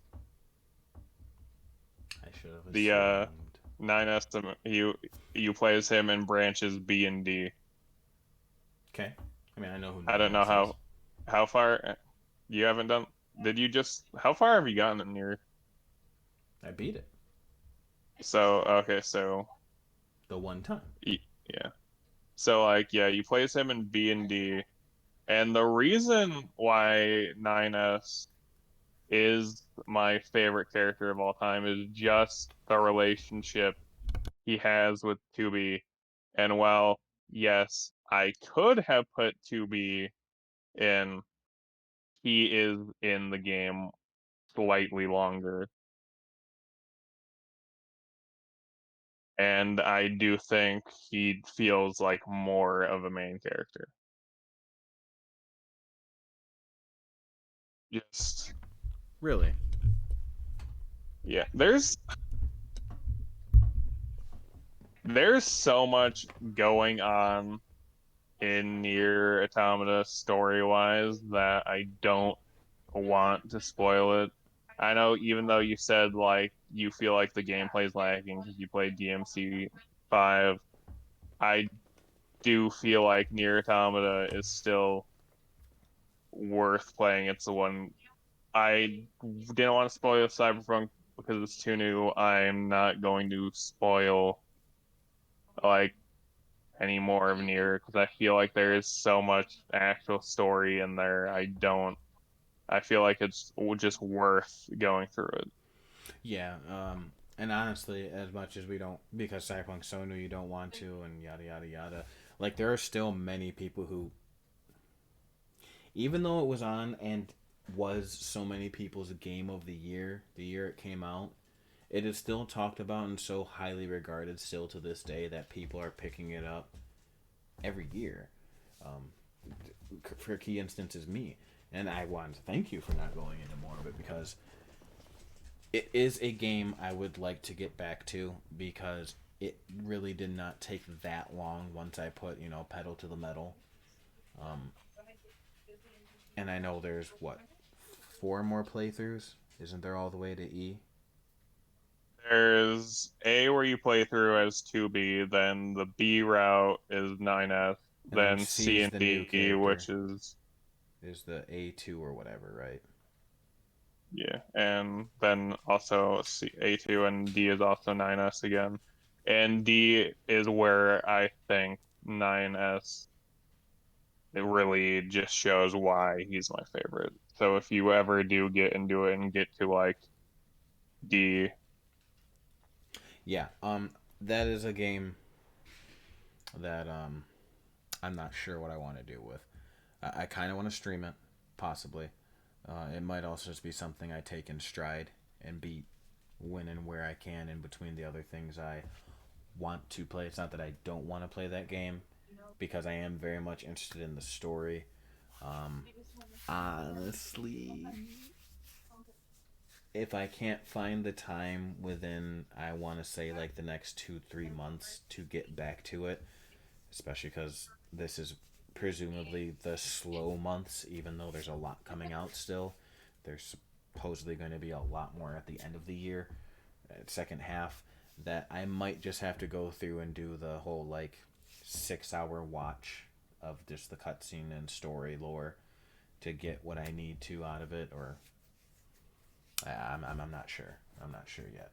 I'm trying to decide what to do to either play through it or just watch what it is because I've heard so much, and honestly, it has been spoiled for me. But I knew at some point I might play it, so during those parts of a podcast or top tens of whatever I'm watching, I kind of ignored it. So it's very light in my mind. Like I have no inkling of what the overarching story is. The only spoiler I know is that you play as that rogue, um, cyborg, whatever, the A2 or whatever her name is, S2. S9. It's A something. A ass, whatever her face is. Like, that's the only thing I know is spoiled, is that those aren't the only two characters you play as. But then I also did watch gameplay as of recently, and it does look like it gets a lot more fluid and cooler. Because, as I said, I didn't find enough material. Like, I actually tried to grind that game, and I didn't get enough materials, or people weren't selling enough. Like, there's only like 2 or 3 swords available. In my playthrough, I got every single weapon, which you have to get some of the fucking weapons, you have to use the fucking combat movement system, have specific weapons on, and to fucking know the combos well enough to like launch yourself in air, and then use stuff to launch yourself across fucking water. That's Like, intriguing. yeah, so I had to do that to get some of the weapons, but I got all the weapons. I fully upgraded all the weapons, and Throughout the whole playthrough. So, as I said, I am intrigued because it does look like it gets a lot more quote unquote fun. As I said, I bought one sword that felt basically the same as my starting sword, and then I found a spear which didn't feel all that different either. I felt like I was poking a lot instead of slashing and wasn't doing anything cool. But then, as I said, recently I also seen like high level gameplay of it, and does seem to get a lot more. What's the word I'm looking for? Not convoluted. my favorite weapon. It was funny. This Nier Automata actually shares something with Onimusha Dawn of Dreams. Both games let you use a steel pipe as a weapon. Ridiculous. It looks like it, for all intents and purposes, it looks like it becomes a lot more fun than what I originally had with the game. So I do plan on getting back to it. So, well, that's a crazy thing because I know how much you love that game, and I love Nier. I love Onimusha. You'll never see a fucking Fable game on my top 10 list. But, outside of well, I Reaver. think I might have had less chapters maybe at one point. But Reaver is just a really good character. I fucking love him. That's awesome. So, it's very intriguing that 9S beat out the main character of Onimusha, and hell, just other characters that I assume. Like, I know the overarching story was good, but I didn't think your favorite character of all time would be from that game. I thought it might be one of the Life is Strange characters, or just the Onimusha main character, just for the sheer fact it's Onimusha Dawn of Dreams. So, all right, you got me intrigued even more than I already was to try to get back into it and get through it. So, there you guys have it. That is our top 10 favorite characters of all time. And it ran a bit longer than expected because, we talked about a lot other things, E3 and Nintendo Direct, State of Plays. I hope you found it all intriguing and interesting. As I said, it's a new segment that will come when we feel that it's relevant, because I don't need to nitpick and let you know every week that Sony farted and Nintendo pooped the bed again. Like, major thing. Basically, events. State of Plays, Nintendo Directs, whatever Xbox ends up doing. If I'd like to speak on when new cool shit is announced or big things like that. And like how we also spoke of a little bit how Xbox bought Media Group, and we spoke on that a little bit. The major things we will talk about. So that's why this show ran a bit longer. I also very much want to thank Kwai, especially this week. I know I've been off camera a lot. As I said in the beginning that he was sleeping well, he has whined now 4 times to make me go off camera. And my daughter, surprisingly, has woken up whining out a tad bit, and that's why I keep popping over here to try to take a listen to make sure I don't need to go check on them. But parents are not out there. I hope you understand. If you don't, then oh well. I have kids. I'm gonna have to eventually step off. And once again, a very, very big thank you for Kwai to keep it going with me having to disappear every little bit. But this is a 2-hour, and by the time we end this, probably like 11-minute podcast, and it was a blast. I love hearing your take on a lot of things, and especially when we do our top 10s, because we differ so much in the games we like for the most part that I feel it's a very good contrast to give a wide range of feelings and senses on the games everybody plays. So, thank you very much, Kwai. Where can they find you at? Twitch.tv/Kawaii Boy Girl. Twitter at I actually gonna throw my Twitter out there. Oh. Fuck. What's it? I haven't posted in a while. I don't even think I've liked it anything in a while. It's N_O_N_X_Y.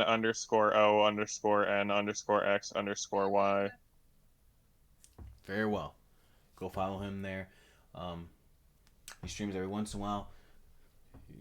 If you like the things he's been saying, follow him. Go to his Twitch channel. Follow him there. He'll eventually get back to it. He's just busy as all as life gets. If you're live, you already know where you're watching. It's twitch.tv/dadofwar. If you're listening on YouTube, then you know where you are. You're at YouTube searching up Dad of War or War Table Podcast. If you're an audio listener, thank you. You can find me at those places. You can also find me at on Twitter at Dad of War.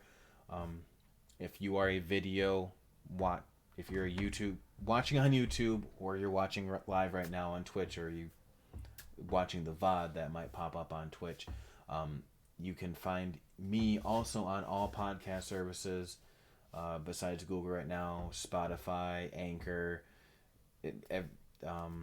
What is it? There's like 4 others that Anchor sends it out to.